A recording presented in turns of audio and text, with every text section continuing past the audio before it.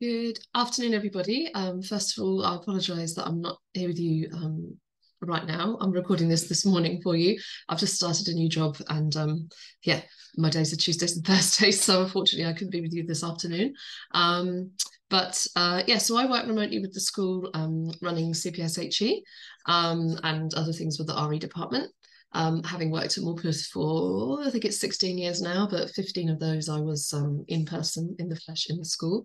Um, but yeah, when I moved abroad, the school asked me to carry on in my role. So I work remotely supporting CPSHE. Um, and that's partly due to just how much investment the school has put into CPSHE. You may not find some of the things that we have in place in other schools that you go to. They might do it better, they might do it differently, but we're very fortunate at Morpeth that they have, as a school, they really have valued it for many years. So yeah, I absolutely love having this role. And I'm really happy I can continue. And I'm sorry I've got such a croaky voice. I'm a little bit ill. But here we go. So I always like to start the sessions with a reminder of our school ethos. And whatever school you go on to be in your next placement or in the future, in your teaching career, you know what the school ethos is or what the school values are, so that you can always bring back any discussions around topics like CPSHE and other things as well that you're teaching back to that ethos, that agreement that students, parents, teachers, the community are around, because that is so much of PSHE, but other topics as well. I teach religious studies, there's many things in that as well. Are sort of hinged and connect to that school ethos. And so, yeah, I'll keep coming back to it in the talk, but that's what I always like to start with. And sometimes if I'm going to be doing, a sensitive or controversial topic in the classroom, I'll keep coming back to this idea of what our school values are. So I'm doing that for Morpeth, but you may have a different school with a different ethos or different values or different statement. I work in another school in Southend and I do a similar thing using their statement that they have, just to show how connected it is between your school aims and the ethos and what you're trying to have as a community and what you're also doing in the lessons. I've just found that's really helpful when I've had to teach about things that, we talk about relationships, sex education.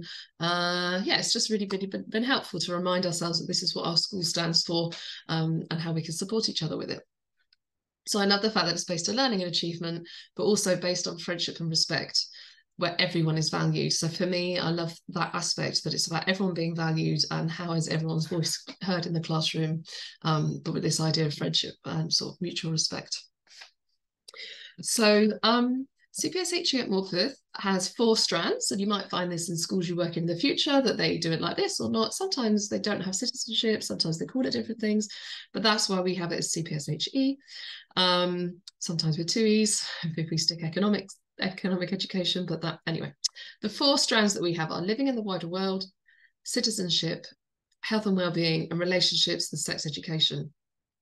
I say it like that because in year 7 and 8, you don't really do any sex education as such. That comes in more from year 9 and onwards. Sorry.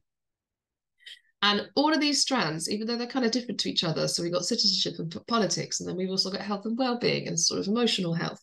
They all, for me, fall under one aim of helping students make informed decisions. So I try to use that line as much as I can in my planning and in my sessions like this, as to like, well, what is the point of this subject if we're thinking about the intent of what we're doing? It can feel very bitty. You might find that in other schools that you work in, where you do a thing on this one day and a thing on that another day. It can fracture like that very easily because there's so much that's covered in something like PSHE or CPSHE. But for me, it all falls under that aim of helping students to make informed decisions. So to know what is out there, to know what the consequences of things are, not necessarily telling them what to decide or what to think, but just to be aware and sort of empowered to make those decisions. So in each year, we return to each strand in an age-appropriate way. So like I said, with relationships and sex education, we don't start with the nuts and bolts of everything in year 7. We start by looking at relationships, friendships, your classmates, bullying, and then we build up from those aspects in year 7 all the way up. And actually at Morpeth, we run CPSHE all the way to year 13. Legally, students have the right to, or they have to have some form of CPSHE or RSHE. the end of year 11, but at Morpeth we carry on through to year 12 and 13 as well. I said that at Morpeth we have had a really good investment into the subject, and one of those investments is that we have curriculum development roles, and I've not found another school yet where they've had a role like this, where teachers are invited to have a position, and it's a yearly position that's advertised. So it means different people have had different opportunities and to develop the curriculum. Yeah, I've not met many other schools that have had that kind of investment. So for the last few years, we've had, well, yeah, for the 5 years, we've had developers who are helping develop the curriculum and support the learning of the subject across the whole school. And so this year, you've got Living in the Wider World, and the kind of finance, careers, economic education is from Sam Whitehead, who is in the careers, she's the careers advisor. So you might have met her, you might know who she is, so that's Sam. Then citizenship is being led by Ollie, who's the citizenship GCSE and politics A-level teacher, so he's running that strand at the moment. Health and wellbeing is Ruth Mason, who is a maths teacher, who is also at the moment doing maternity cover for like a wellbeing lead in the school, so she's leading on health and wellbeing lessons as well. And then I'm leading on the relationships and sex education strand. So you will get emails from these 4 people depending on what strand your class is in that you're with, as like, it's not a form group anymore, is it? But your CPSHE class that you're net with at the moment. You, if you're not in that email chain, hopefully your teacher is passing it on to you. Maybe that's something that we can look at so that you get those emails as well.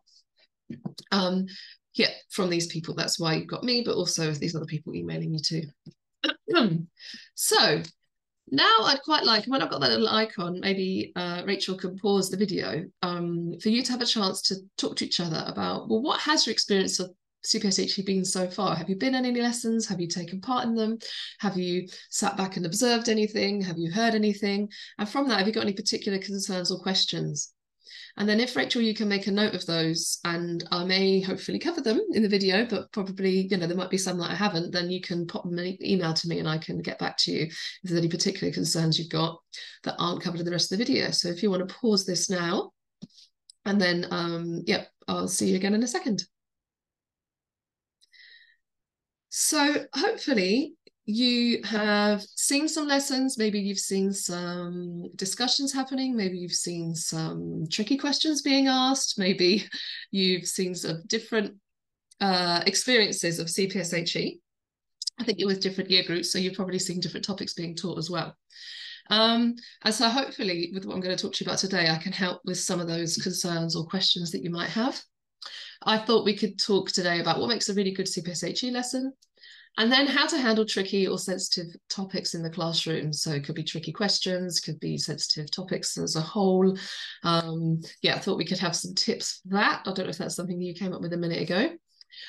Specifically around some tricky questions, and we can have a go at having some pretend tricky questions that I've heard in my time, particularly in the RSE subject. And then hopefully a bit of time to think about tricks, tips for how to do SEND provision in CPSHE classroom, because we're teaching whole groups together with varying needs, and then have some time for you looking at the lessons coming up, but also other resources that are there for you to look through. Yeah, I just want to signpost some of the things that I put online for everybody to kind of access as and when they need it. So what do I think are really good principles for CPSHE lessons? Well, they're based on the age, stage, and needs of the learners. So obviously, and this is the government at the moment is possibly about to publish some guidance on age levels of when certain things should be covered. I think that's tricky because in different schools and in different settings, it's going to be different for different students what is needed to be done. So I'm in conversation with John Pickett, who's my line manager, who's the deputy head. So we talk a lot about certain things that are going on with the school. Sometimes we'll bring in particular lessons or topics because of, I don't like to change the curriculum too much, but we might have particular emphasis on certain things because that's something that's going on in the school. You do have that freedom a little bit in CPSHE to make it tailored to the particular students. But it really should be a year 7 sex and relationships lesson, or relationships lessons should look very different to a year 11 one, basically. It should be progressive and based on the age and the stage of those learners. There should be support for learners who find content challenging, emotional support. We often like to signpost places where you can get support and tell students how they can find support, but also, academic support, literacy support, all the support that we would give in other lessons, really, I'm going to talk to you in a minute about the group agreement or ground rules. I call them the ground rules. Some people call it a group agreement. We'll come back to that in a minute, but I think that can be a very, very useful tool for discussions and CPSHE lessons. Distancing techniques, again, I'll speak to you again in a minute, but that's just about it not being me and the student discussing necessarily what we have experienced or what we think or our own lives, but you just have a little bit of a distance, like an academic distance. We're looking at this as a case study. This is something that happens in the world. What are the different ways people can think about it? Just creating that little bit of distance. Having opportunities for discussions and questions, signposts for support, thoughtful groupings, like you don't have to sit your students one way and it's always like that. It could be, okay, you think about the lesson coming up, okay, for today's lesson, it might work best if they're in these groups, or perhaps they could go into a friendship group for a bit and then back into the whole class. Are we going to sit in a circle to talk about something? Am I going to have them sat in groups or in pairs? So I think just like you would at other lessons, there might be certain topics or aspects you want to seek people differently. You could do that in CPSHE as well. Inclusive resources and language. So you won't find that we do like a whole unit necessarily on, for example, LGBT sex, because that's something that runs through all the lessons around sex, rather than it being like a separate thing about different people. Interactive and engaging. Yep, I hope they are. We try to make them interactive and engaging, with lots of case studies of real people, lots of examples, lots of not necessarily what would you do, but what advice would you give in this situation? And opportunities for evaluation. Students can evaluate their work. They can evaluate the different positions that are in front of them to help them make those decisions of what they think might be, the best decision in a certain circumstance. So I've said earlier that discussion is really important in CPSHE. It is in lots of subjects and it is a school focus, isn't it? Oracy and articulacy. But why in CPSHE in particular? It's always something that comes up that people say. So pause the video now and then have a discussion about why discussion is so important in CPSHE. And we'll see whether it matches my ideas I'm going to show you in a minute. So yeah, it always seems to come up that discussion is really important. In all the different schools I've worked in and all the courses I've been on, everybody talks about how important discussion is in CPSHE. And I just wondered, like, why? And then what's the sort of, is it because people see it as, oh, there's no exam in this, so we have the freedom to discuss? Or is it something else, I think it's important because you can discuss real life situations and examples, not necessarily, hopefully not the person in the room. That's the idea, is you're not talking necessarily about what you've been through, but you're talking about what real people are going through in the world and what they may have done and the decisions they may have made and the consequences of that. And so you have a chance to talk about those and really think about them. I think discussion also supports that school ethos that I mentioned at the beginning, where everyone is valued, so everyone's voice can be heard. They have a chance to speak about the different things, and you can have activities set up so everyone has a chance to speak, not necessarily in front of the whole class. Some students aren't going to want to be put on the spot. Sometimes you might say, okay, everyone's going to contribute to this discussion. Some topics you might think, no, I'm not actually going to we're not going to make every single person say something in front of each other, but you can have activities set up like think, pair, share, or different groupings where you do know that everyone is at least having a discussion about this, so everyone's voice is being heard. I think it's also a chance to try out some of the skills we're learning about, because CPSHE isn't just about the content coming in. It's also about the skills and the way you can practice these things and the decisions you might make. So actually, if you are doing a lesson about conflict and how to resolve conflict or friendships and issues in friendships, then we're having a chance to discuss. You can sort of try it out. Sometimes you might role play, or you might have a situation and you can give advice, and you're trying out some of the things you might then do in the real world. Also, which I guess links to oracy skills as well. So it's building those oracy skills that students have. And I think it's a chance to model how to talk about sensitive or controversial aspects of life. Students in the playground, at lunch, walking down the corridor, at home.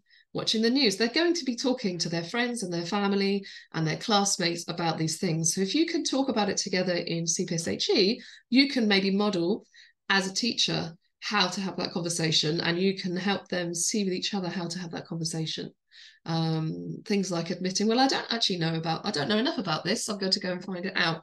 Things that you can do to help model those tricky conversations in the CPSHE class can then help them in the wider world. And I think, yeah, students do find it engaging, and it is a lesson that's not got that like exam thing at the end, although we do want students to come away with knowledge. It's not the same emphasis as it might be in other subjects. So it is that chance for them to talk, and that's often what students say about the lessons. They do find it engaging. They are interested in talking about it. I don't know if that's things that you came up with. Could be similar, could be different. But the worry is for some people, if we're going to have discussions about things, what about when it's sensitive topics? What about if it's controversial, sensitive, maybe it's relationships, sex education, maybe it's something to do with politics? How can we manage that then, rather than just have chaos of people arguing or people feeling uncomfortable? So that is a worry that people do have. So if you think about it beforehand, I mean, some lessons, some classes, you might not have that discussion. And you know what? That's also fine. So you might have a group like this year, some people have picked up classes, they've never met them before, and they just had to go straight in with relationships and sex education. I appreciate that's a tricky thing to just get to know a class with, especially as it's not a form group anymore.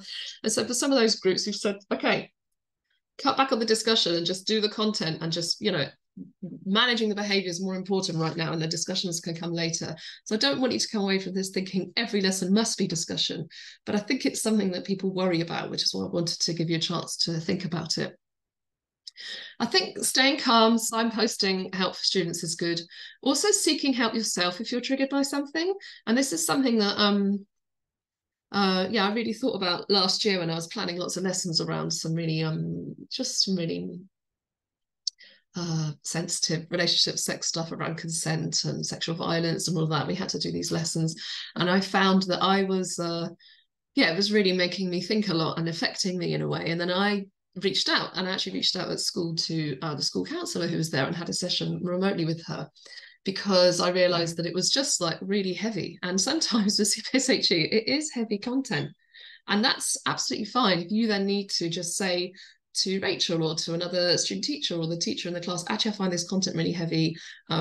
What tips do you have for how I can cope with this? And seeking help, like that is not a failure, or, and actually, I think it's a lot more common than we think it is, and we don't necessarily talk about that. So I think, we kind of think about the students and how are they doing in the classroom, but think about yourself as well as a teacher. Then also, I think you can acknowledge the awkwardness or embarrassment in the class.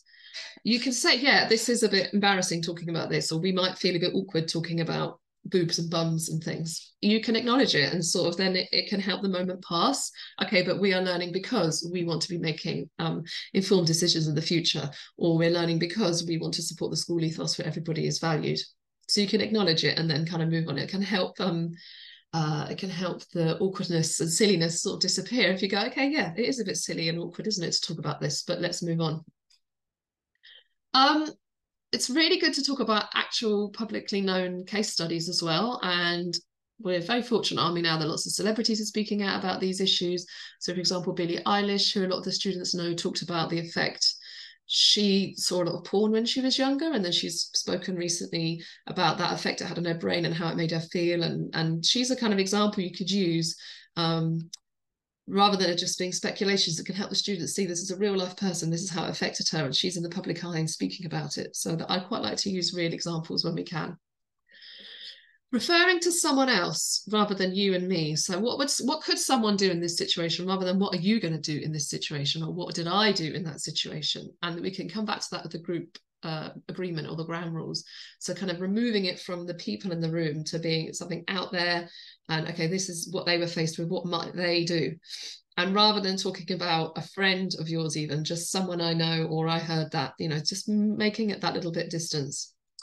And then keep bringing it back to the school aims and principles, where everyone is valued, and everybody's that people come from different situations in life. They've got different family setups, for example, and everyone is valued in this school. So we're going to learn how to support everybody.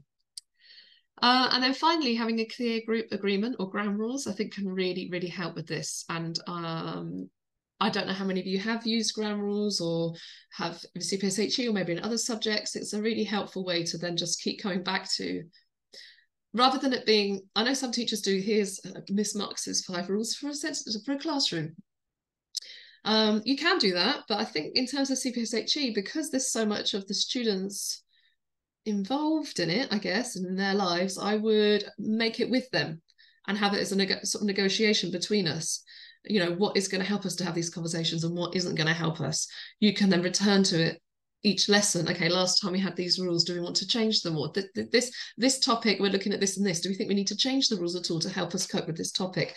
I think it's just for CPSHE that having that combination between the teacher and the students. Sometimes in some lessons it might be laying down the law, here's my rules for my classroom. But for CPSHE, for discussions, agreeing it with the students and having that negotiation with them can be very powerful. So it cultivates a positive environment. It can allow students to opt in or opt out. You can say, you know, everyone has one pass, or people don't have to answer if they don't want to, that kind of thing. Develop it with the students. It supports inclusion and diversity, sets expectations for the lessons, can really help with behaviour management, can help safeguard the students from sort of disclosing things or from accusing each other of things. You can signpost to support and gives clear guidance around questions and how they are asked and answered if you have these rules. So the first way you could do it is to have example rules up. You could have a list here, or other lessons might be sent out with example rules, and you could say, okay, look at all these, which 5 do we want? Or you could look at them, you think of the ones you would like them to choose from, or students can just sort of come up with what they know from their own discussions that they've had. Examples could be ask questions but not personal ones, show respect, join in, be kind, use language appropriate for the classroom, only share information about yourself and not others. Or it could be do not share information about yourself, only say it's about someone.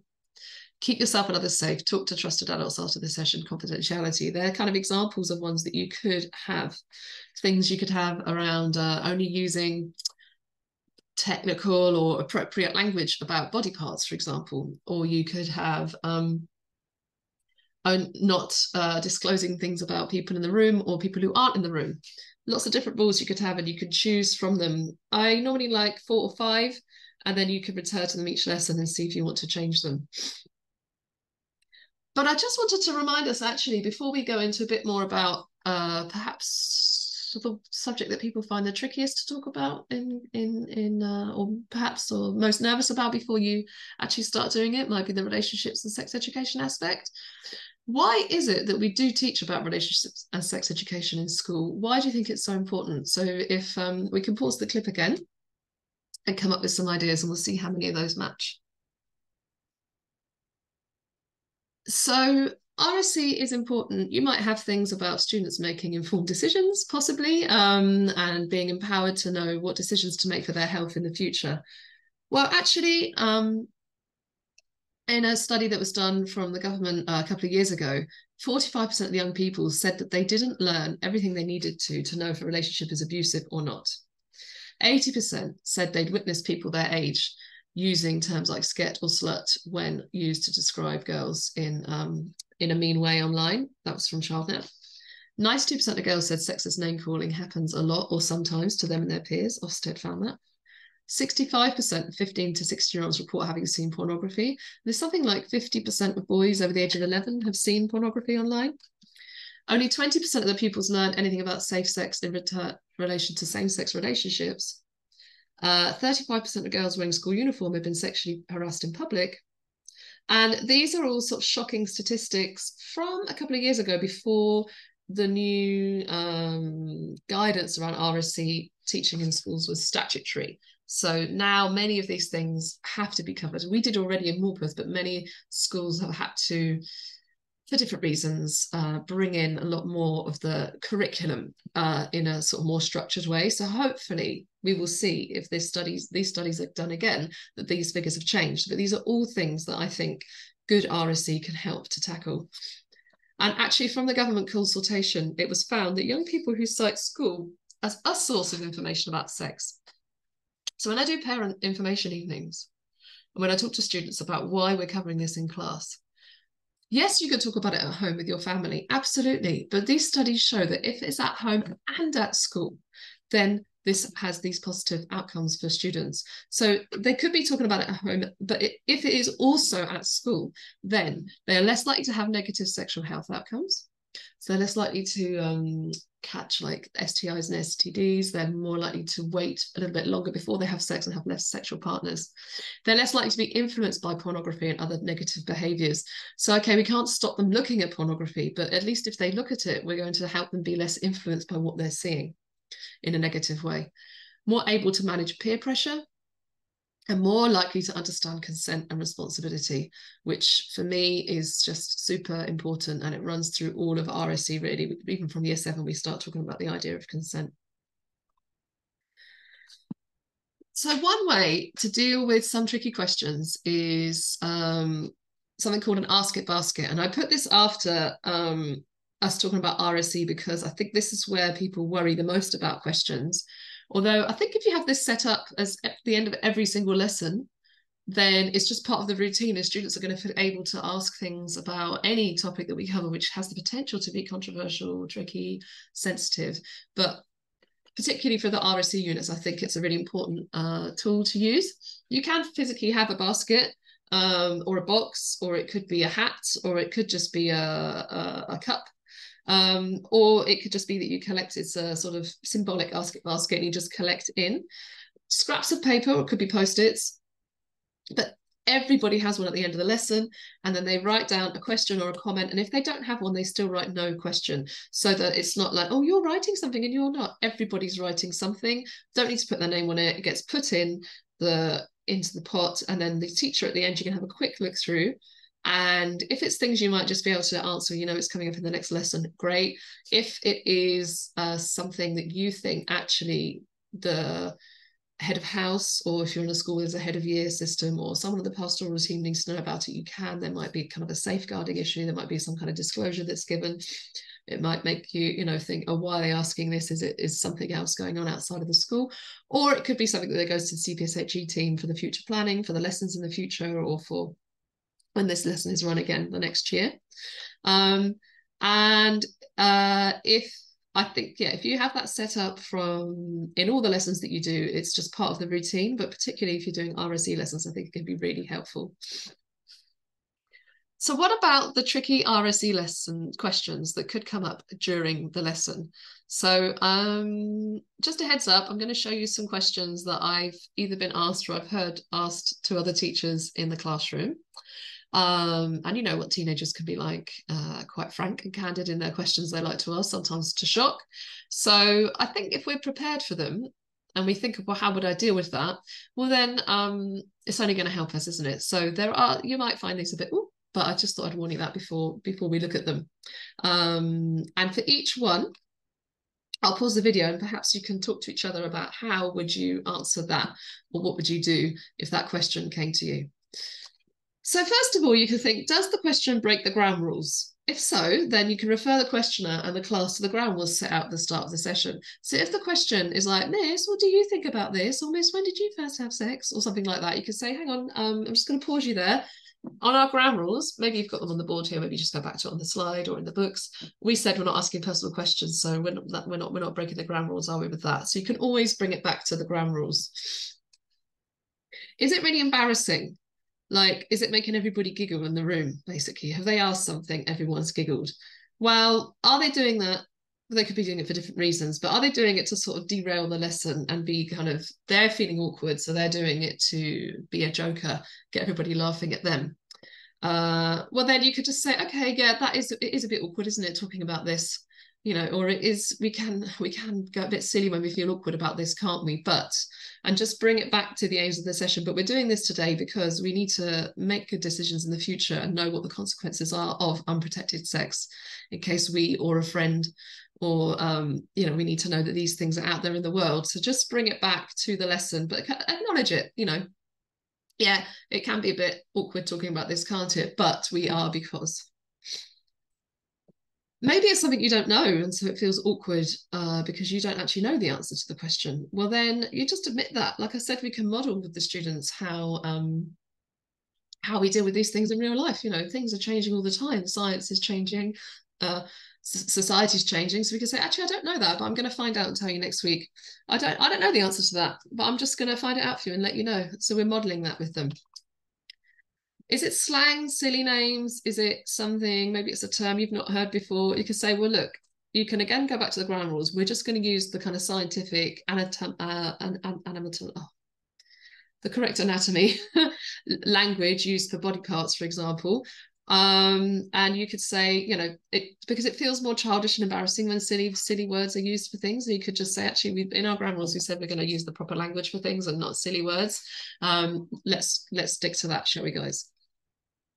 Is it gossip or disclosure? Are they sort of saying, oh, did you know what so-and-so and so-and-so did that? Or was that what so-and-so was up to? Just say, well, look, in our ground rules, we're not talking about other people who aren't in the room. We're not talking about ourselves and our own personal things, and come back to those ground rules. And it could be that it's something that you then talk to the pastoral team about. It could be a safeguarding thing that you want to bring up with someone else.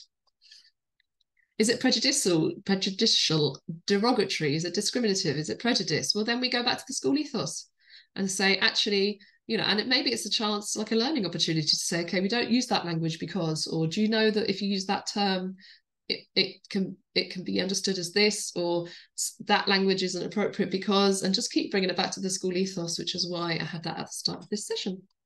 But that'd be whatever school you're in, we might have a different ethos. So here I've got 6 questions, and I'll read through them, and then we can pause the video again, and you can come up with what could you say back if you were faced with this in the class. So do you think 18 should be able to watch? This is them saying to the teacher, Miss, do you think under 18 should be able to watch porn? Sir, can you get all the STDs from oral sex? Miss, when did you first have sex? So why does it hurt when you first have sex? And isn't that what Taylor and Jack got caught doing? And why do people like it up the bum? So what would you say back to those if you were faced with that in the class?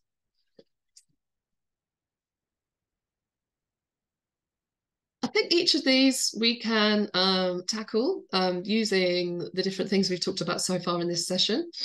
So first of all, with this one, no personal questions. So the ground rules, you're going to say, actually, I'm not here to give you my opinion. It's no personal questions.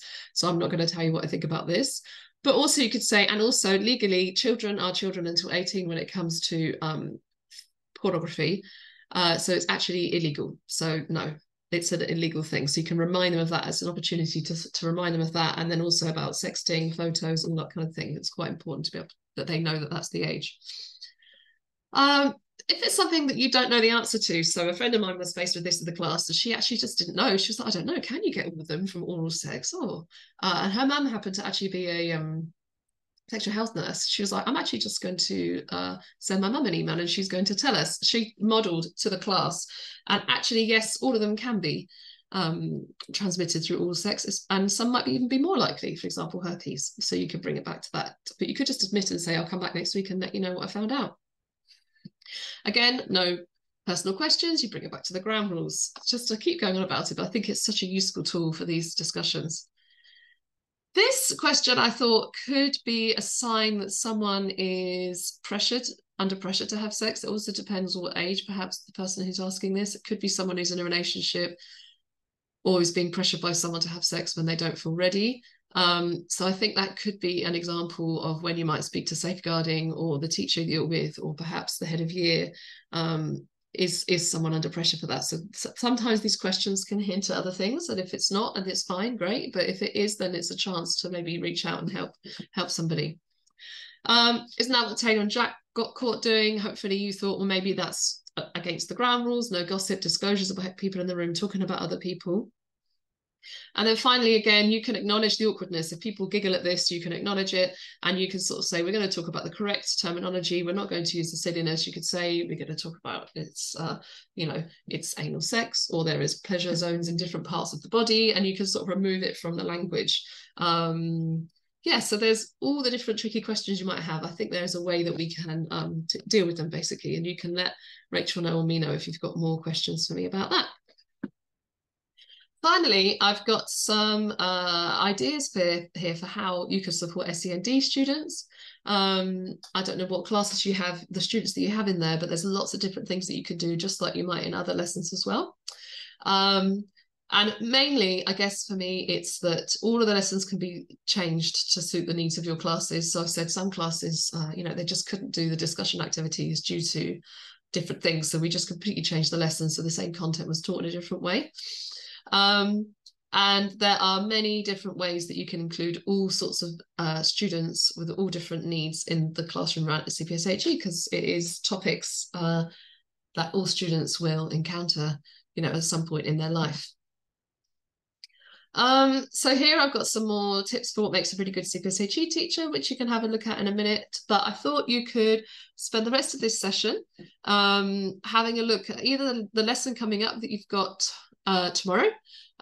So that's on the Padlet at the moment. I have a lesson Padlet where the lessons go up each time for teachers to have a look at, or if it's support staff or anyone really can just go on there. At the top of that, you've also got the lessons coming up for the year. So you can look at the topics coming up for the rest of the time that you're here on your placement. I also have some medium-term plans there. The lessons are changed each time. So the ones for future sessions aren't necessarily on that Padlet at the moment, but the ones that were sent last year are on my archive ones. So you can have a look through that at what was sent before, at the kind of things coming up. Or you can spend a bit of time looking on the training site, which has got support for lots of different areas. So you can have a look through at some of the stuff that's online that can support you with different topics. But please get in touch with any questions you've got. And I look forward to hearing back from Rachel about how the session's gone. Okay, bye-bye.